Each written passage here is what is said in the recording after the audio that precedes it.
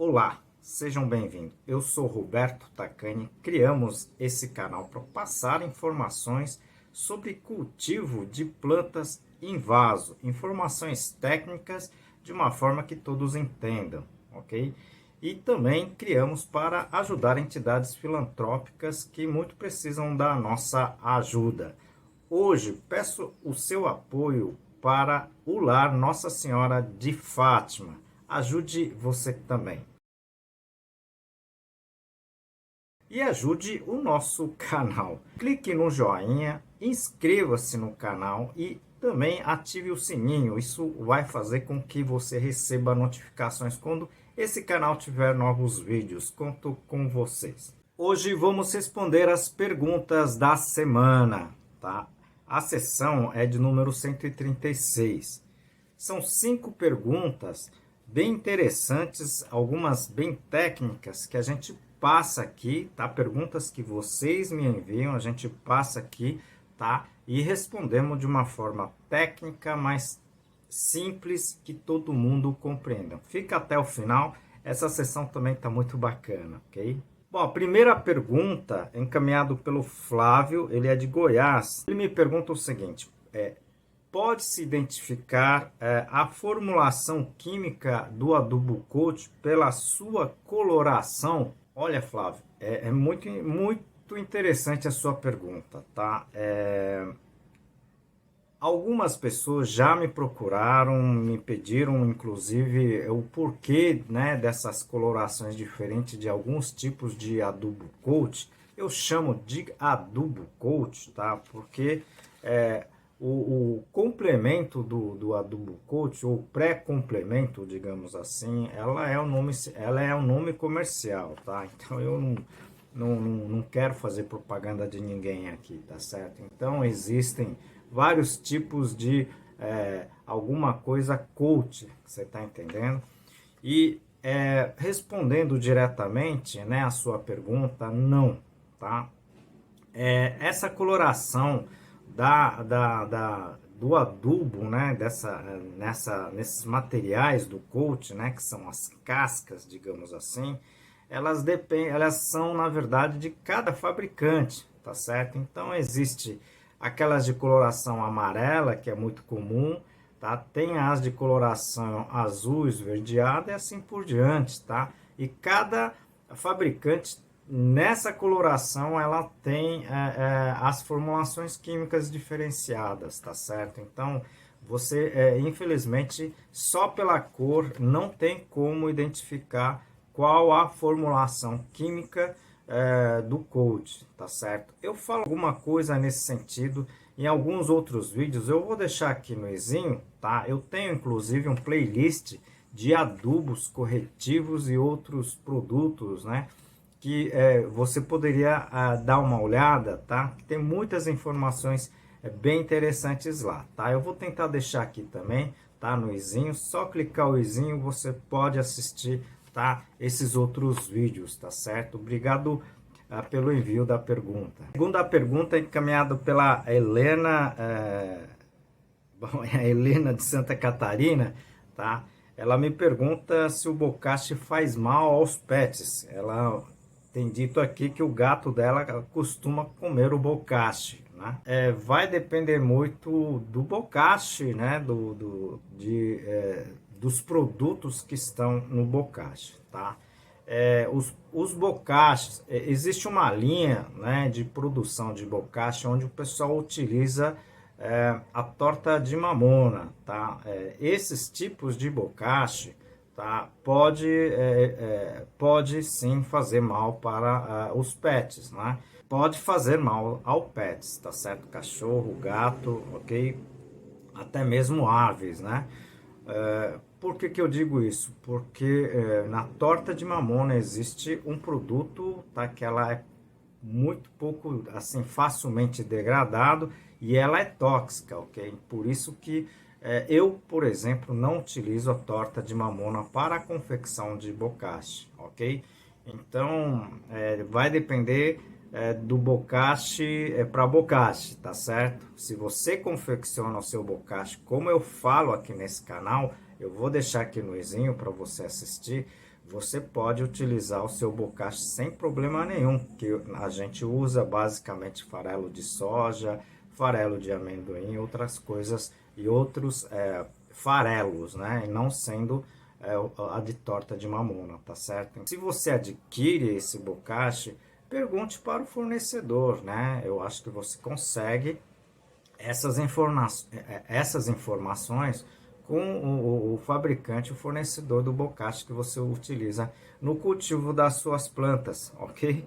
Boa pergunta, obrigado pelo envio, tá certo? Terceira pergunta, encaminhado pelo Silvio, de Minas Gerais. Ele comenta que tem acompanhado os meus vídeos, né, principalmente nessa área de olerícolas, né, de hortaliças, tá certo? Ele me pergunta o seguinte, né, é sobre o feijão vagem, né? Ele começou a cultivar feijão vagem em vaso, né? E começou a colher, tá, a feijão vagem somente com 70, 80 dias, né? E ele perguntou se isso é normal. Vai depender muito de variedade para variedade. Eu não conheço todas as variedades, né, de feijão vagem, ok? Inclusive, existem feijão vagens, né, que ela é de crescimento determinado, ela não cresce mais do que 30, 40 centímetros, tá?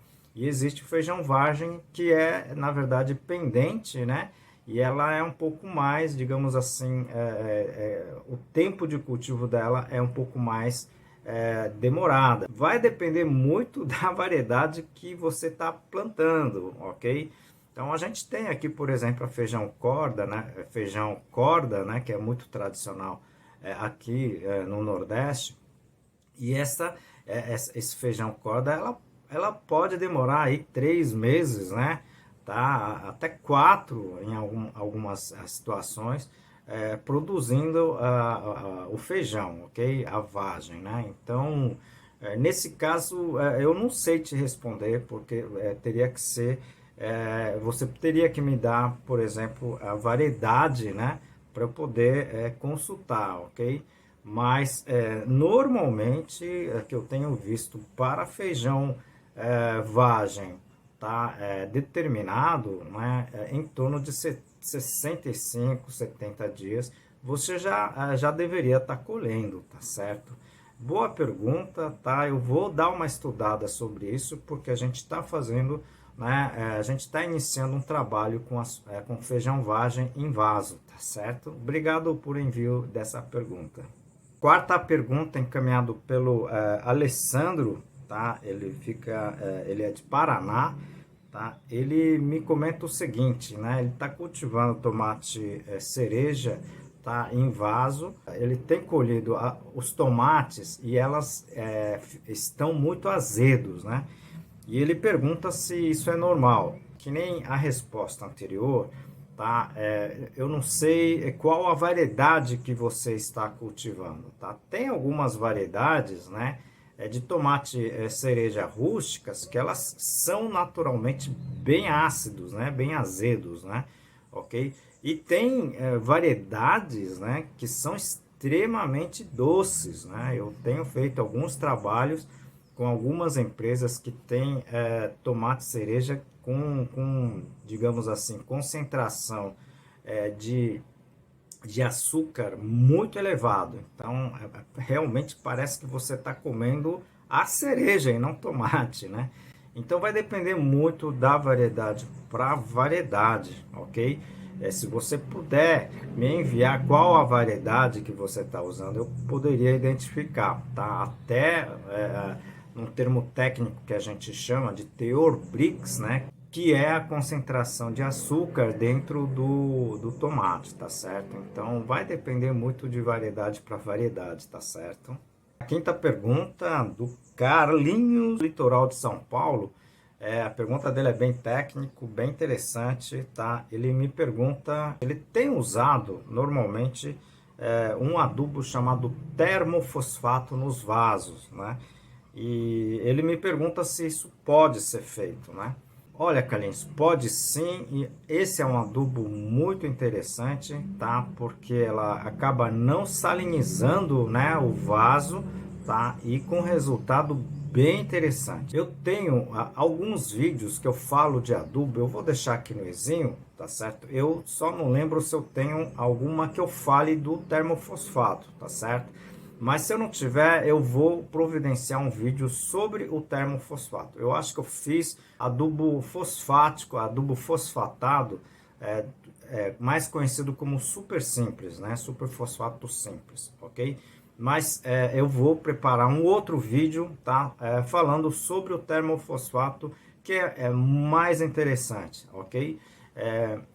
Se você puder aguardar, eu vou fazer esse vídeo, depois a gente posta aqui, ok? Obrigado pela pergunta, né? Obrigado pelo envio dessa sugestão, ok? Bom, vocês viram, foram 5 perguntas bem simples, mais algumas técnicas, como essa última, ok? A gente tem essa sessão de perguntas e respostas porque vocês me enviam as perguntas, ok?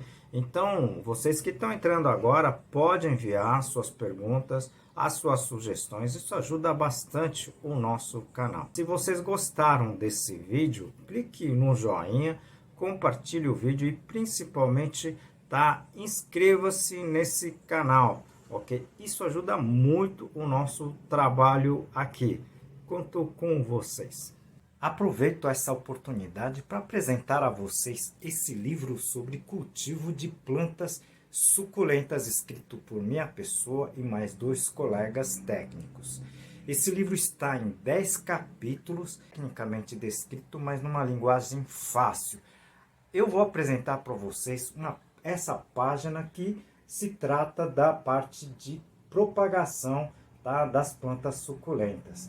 Eu acredito que vai ajudar muito vocês, tá? E agora a novidade, ela está também na forma de e-book, livro digital, que está na plataforma Amazon. Bom, como todo vídeo, a gente dedica o vídeo para uma entidade filantrópica e hoje eu estou dedicando para o lar Nossa Senhora de Fátima. Esse lar acolhe pessoas que estão em tratamento de câncer e não tem condições de se manter, tá certo, aqui na Grande Fortaleza. E essa entidade fornece tudo o que eles precisam, alimento, alojamento, inclusive roupas e outros mais, né? Se você puder assistir, não precisa ser dinheiro, tá? Pode ser qualquer tipo de contribuição, tá certo? Roupas usadas, alimentos não perecíveis, até mesmo os perecíveis. Se vocês puderem entrar em contato com eles, vai ajudar muito, né? E essa é a intenção também desse vídeo. Conto com vocês.